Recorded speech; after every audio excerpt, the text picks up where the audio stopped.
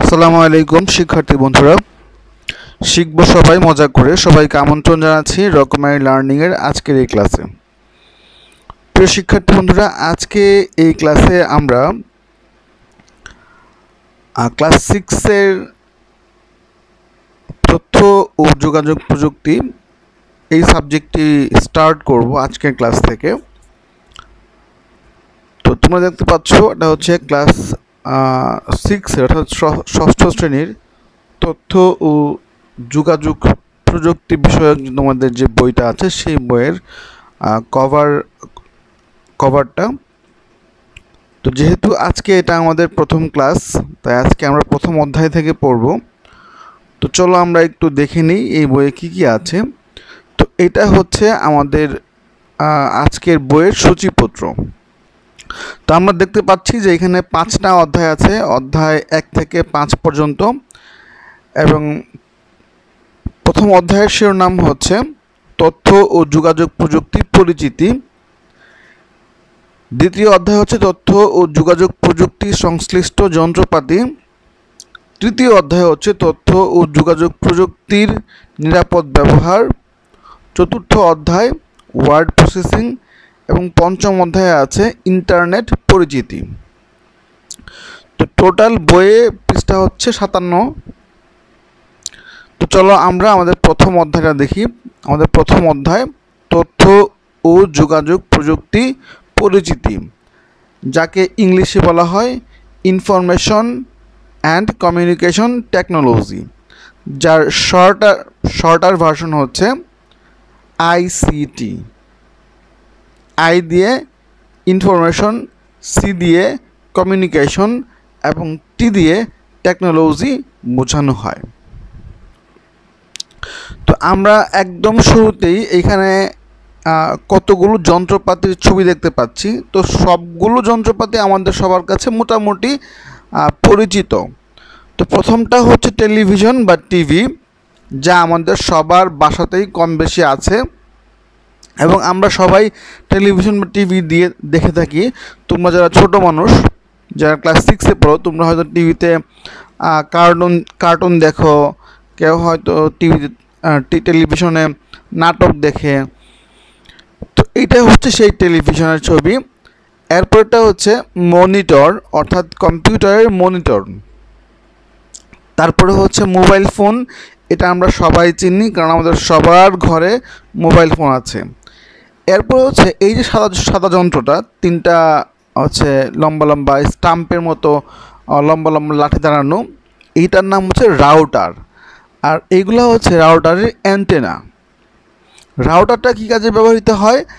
আমরা আমাদের যাদের বাসায় হচ্ছে ওয়াইফাই কানেকশন আছে বা ব্রডব্যান্ড ইন্টারনেট কানেকশন আছে, আমরা তারা এই রাউটারটা ইউজ করি আমাদের ওয়াইফাই কানেকশনটাকে স্টেবল করার জন্য।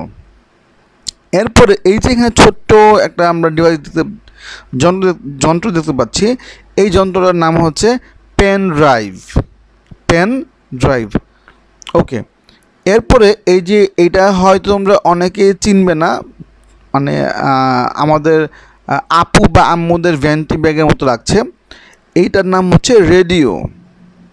এটা হচ্ছে রেডিও। এরপরে হচ্ছে টেলিফোনটাও আমরা সবাই চিনি।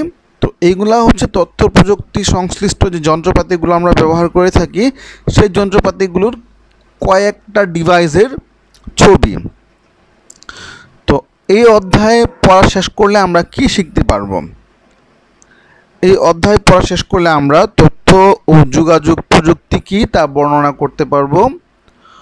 উপাত্ত আর তথ্যের মধ্যে পার্থক্য কী তা উদাহরণসহ আমরা বর্ণনা করতে পারবো। কোথায় কোথায় তথ্য ও প্রযুক্তি ব্যবহার করা যেতে পারে তা বর্ণনা করতে পারবো। তথ্য ও যোগাযোগ প্রযুক্তির গুরুত্ব আমরা ব্যাখ্যা করতে পারবো। নিজের স্কুলে তথ্য ও যোগাযোগ প্রযুক্তি ব্যবহার নিয়ে আমরা পোস্টার তৈরি করতে পারবো। তো এইগুলো হচ্ছে যে আমরা এই অধ্যায়টা পড়ার শেষে আমরা যা যা করতে পারবো। তো চলো আমরা এখন এই অধ্যায়ের প্রথম যে পার্ট আছে সেই পার্টটা আমরা দেখি, এই পার্টটা কী আছে। তো এই পার্টটা আসলে অনেক কিছু লেখা আছে, এগুলো রিডিং পড়তে হবে। তো তোমরা এগুলো বাসায় রিডিং পড়ে নিও, বাট আমি তোমাদেরকে এই পার্টে যা আছে তার সার সংক্ষেপ তোমাদেরকে আমি বুঝিয়ে বলছি। তো এই পার্টটা বেসিকলি কতগুলো ঘটনা দিয়ে সাজানো হয়েছে।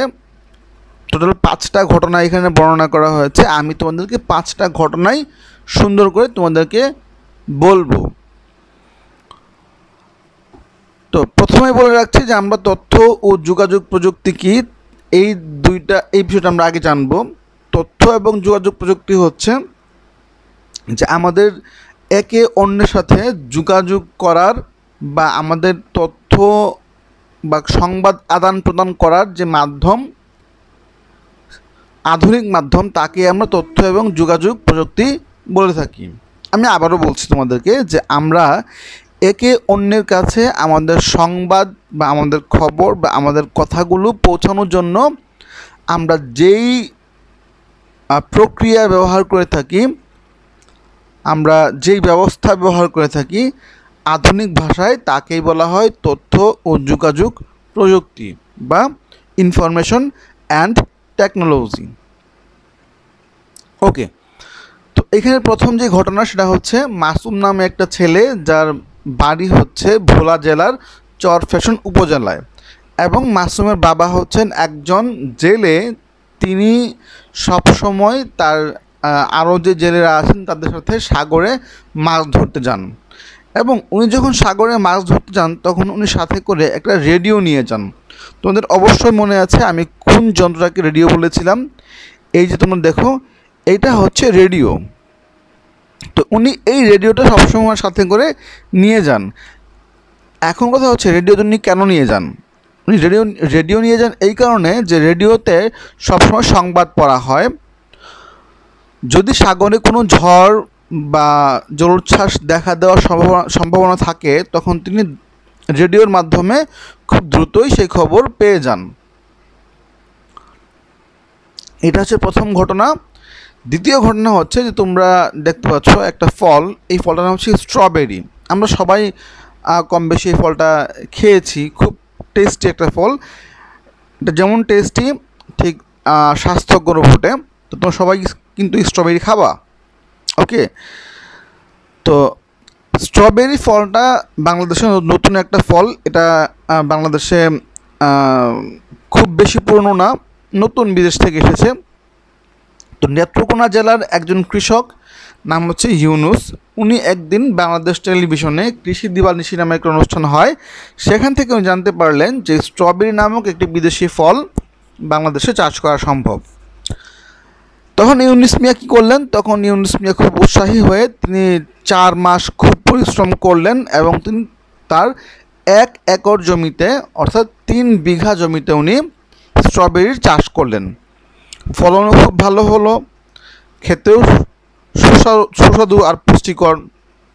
আর বাজারে উনি বিক্রি করলেন প্রায় 1,50,000 টাকা। আর এই টাকা দিয়ে তিনি নতুন একটা জীবন শুরু করলেন। আচ্ছা, তো এইখানে ওনার তথ্য প্রযুক্তির যে ব্যবহারটা সেটা হচ্ছে উনি টেলিভিশনের মাধ্যমে জানতে পেরেছেন।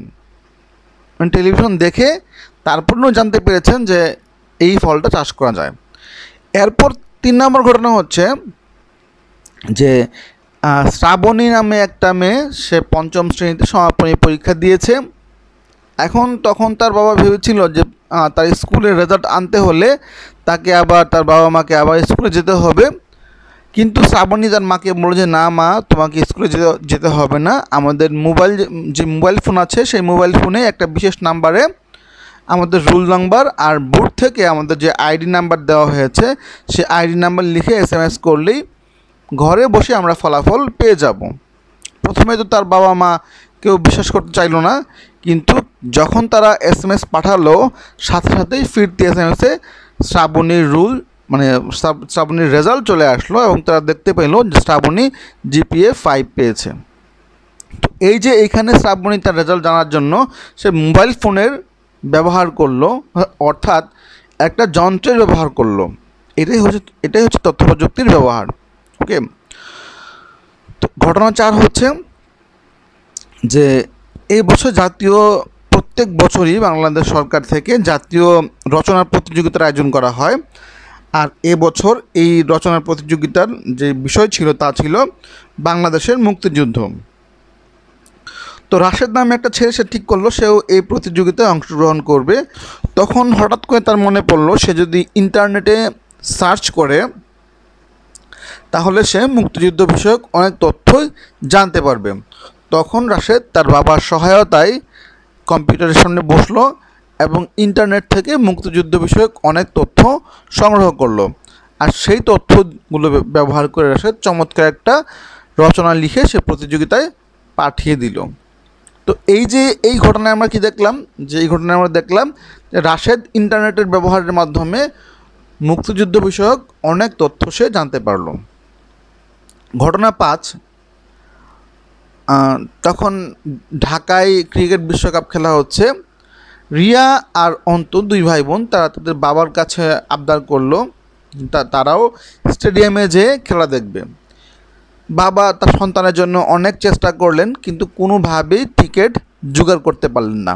হঠাৎ তার মনে পড়লো যে ঢাকা বিশ্ববিদ্যালয়ে বড় পর্দায় বড় স্ক্রিনে প্রজেক্টর দিয়ে খেলা দেখানো হয়। তখন তার বাবা তাদেরকে ঢাকা বিশ্ববিদ্যালয়ে নিয়ে গেলেন এবং তারা অনেক বড় পর্দায় খেলা দেখলো। তাদের কাছে মনে হলো যে তারা মাঠে বসেই খেলা দেখছে। এই যে বড় পর্দায় খেলা দেখতে পারাটা এটাও তো তথ্য প্রযুক্তির একটা ব্যবহার। তোমরা এই ঘটনা ৫টা থেকে কী শিখলে? তা আমরা এই ঘটনা ৫টা থেকে শিখলাম যে আমরা বর্তমান যুগে তথ্য প্রযুক্তির ব্যবহার এত বেশি করছি যে আমাদের জীবনের একটা অংশ হয়ে গেছে তথ্য প্রযুক্তির এই ব্যবহারগুলো। তো আশা করি তথ্য প্রযুক্তি কী জিনিস বা তথ্য প্রযুক্তি কী এটা তোমরা বুঝতে পেরেছ।